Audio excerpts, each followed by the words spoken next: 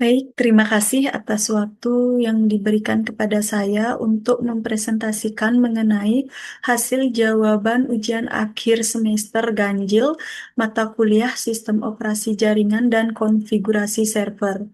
Di sini saya mengucapkan terima kasih kepada Bapak dosen pengajar mata kuliah Sistem Operasi Jaringan dan Konfigurasi Server, Bapak Ambros Magnus Rudolf Mekeng STMT. Perkenalkan, nama saya Nilo Gede Selviani dengan NIM 240401020014.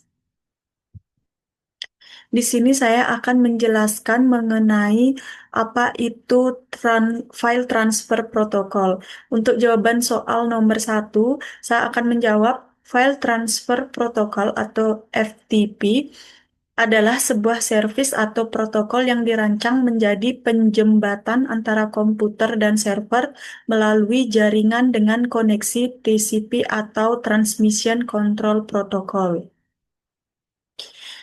Baik, di sini terlihat gambar mengenai proses kerja dari FTP, di mana cara kerja file transfer protokol atau FTP dalam mentransfer file antara FTP client dan FTP server melalui internet. FTP ini menggunakan dua jenis koneksi, yaitu control connection dan data connection. Proses pertama dimulai ketika FTP client membuat control connection ke FTP server melalui internet menggunakan port 21. Koneksi ini digunakan untuk mengirim perintah dan menerima respon dari server.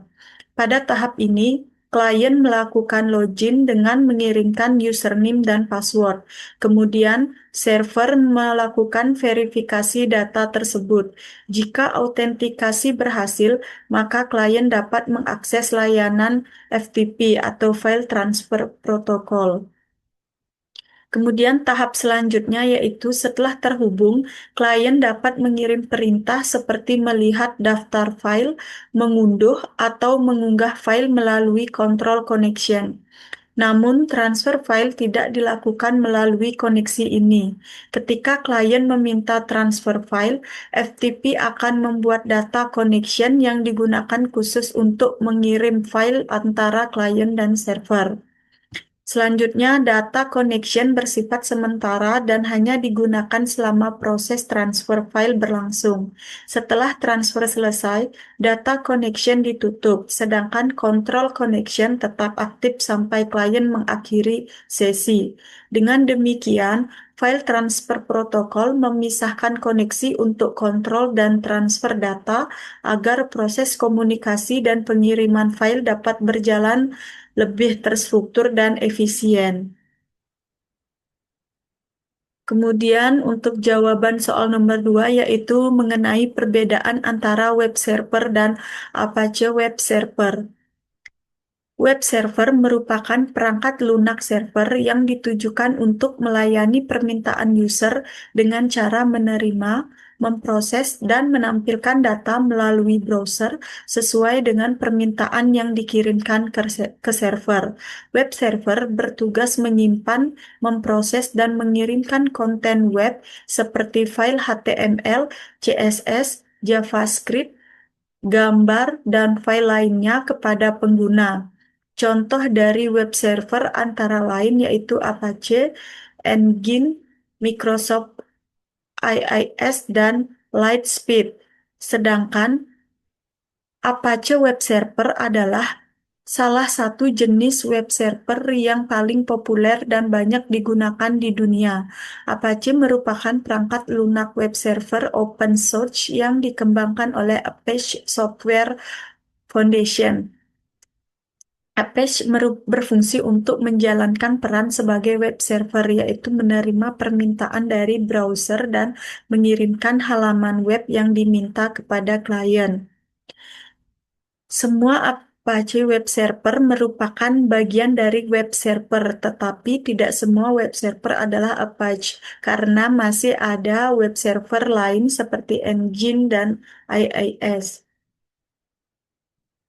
Selanjutnya untuk jawaban soal nomor 3 yaitu mengenai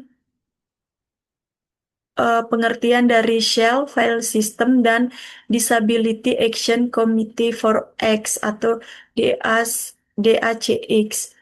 Yang pertama, Shell. Shell merupakan program yang berfungsi sebagai penghubung atau interface antara pengguna dan sistem operasi yang memungkinkan pengguna untuk memberikan perintah kepada sistem operasi, baik melalui perintah teks atau command line maupun script. Dengan menggunakan shell, pengguna dapat menjalankan program, mengelola file, membuat direktori, dan melakukan berbagai tugas sistem lainnya. Contoh shell yang umum digunakan adalah bash, sh, dan zsh pada sistem operasi Linux dan Unix. Kemudian yang kedua, file system. File system merupakan metode atau struktur yang digunakan oleh sistem operasi untuk mengatur, menyimpan, dan mengelola file pada media penyimpanan seperti hard disk atau flash drive. File system menentukan bagaimana data disimpan, diberi nama, diakses, dan diorganisir dalam bentuk file dan folder atau direktori. Dengan adanya file system, pengguna dapat dengan mudah mencari, membaca, menulis, dan mengelola file. Contoh file system adalah NTFS atau Windows, FAT32, XFAT, dan XT4 atau Linux. Kemudian yang ketiga ada Disability Action Committee for X atau DACX. Komponen ini dalam sistem X Windows System atau X11 yang bertujuan untuk mendukung aksesibilitas bagi pengguna dengan kebutuhan khusus atau disabilitas. DACX membantu menyediakan fitur-fitur yang memungkinkan pengguna dengan keterbatasan fisik untuk tetap dapat menggunakan sistem berbasis grafis X Windows System. DACX bekerja dengan membantu pengelolaan akses dan interaksi pengguna agar sistem lebih mudah digunakan dan lebih inklusif bagi semua pengguna termasuk penyandang disabilitas. Baik, sekian dari pemaparan jawaban soal ujian akhir semester. Saya mengucapkan terima kasih dan saya mohon maaf apabila ada kesalahan dalam pengucapan kata. Dan saya ucapkan selamat siang.